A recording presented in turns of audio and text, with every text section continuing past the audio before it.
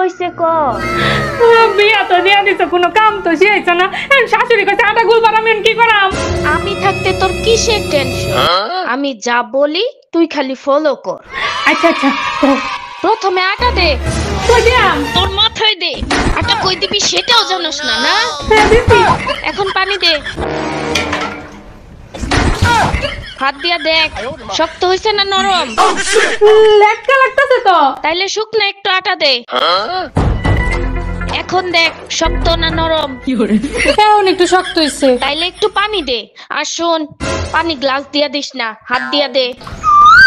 এখন দেখ ঠিক আছে কিনা। হ্যাঁ ঠিক আছে। ঠিক আছে, এখন সবটি আটা একসাথে জড়ো কর। আর হন, একটা ছবি তুললে আমারে পাঠা, দেখি কেমন আটা বানাইছস।